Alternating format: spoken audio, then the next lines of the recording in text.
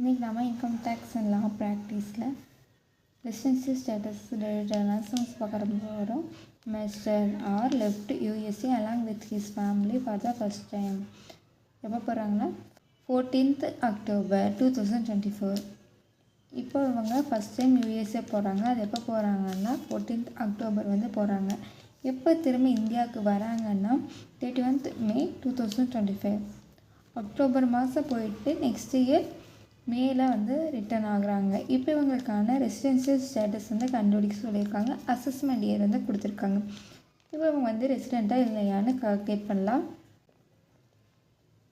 Assessment year previous year assessment year 2025-26 previous year 2024-25 இயரின் படி 1st April to next year March 31st வரைக்கும் இருக்குது.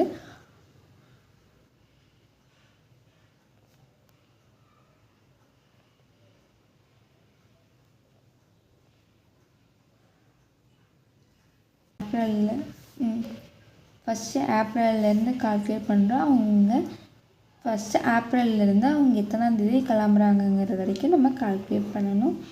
இப்போ April, May, June, July, August, September, October. இப்போ நமக்கு ஏப்ரலில் 30 days, மேல 31, ஜூனில் 30, ஜூலையில் 31, ஆகஸ்டில் 31, செப்டம்பரில் 30, அக்டோபர் அப்போ அவங்க 14th தான் போகிறாங்க. அப்போ 14th வரைக்கும் நம்ம எடுத்துக்கணும். இப்போ நம்ம இது எல்லாத்தையுமே டோட்டல் பண்ணோம்னா 197 நாள் வரும். So mister R was satisfied for Indian resident.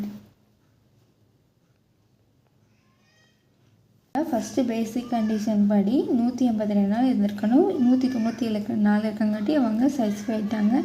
Second பேசிக் கண்டிஷன்லேயும் அவங்க சாட்டிஸ்ஃபை ஆகிறாங்க. அதுக்கடுத்து அடிஷ்னல் கண்டிஷன் படி அவங்க சாட்டிஸ்ஃபை ஆகிறாங்க. ஏன்னா அவங்க ஃபஸ்ட் டைம் தான் யூஎஸ்ஏ போகிறாங்க. அப்போ அதுக்கு முன்னாடி வரைக்கும் இந்தியாவில் தான் இருந்திருப்பாங்க. ஸோ இவங்க எல்லா கண்டிஷனையும் சாட்டிஸ்ஃபை ஆகிறங்காட்டி இவங்க மிஸ்டர் ஆருங்கிறவங்க ரெசிடெண்ட் அண்டு ஆர்டினரி ரெசிடெண்ட்.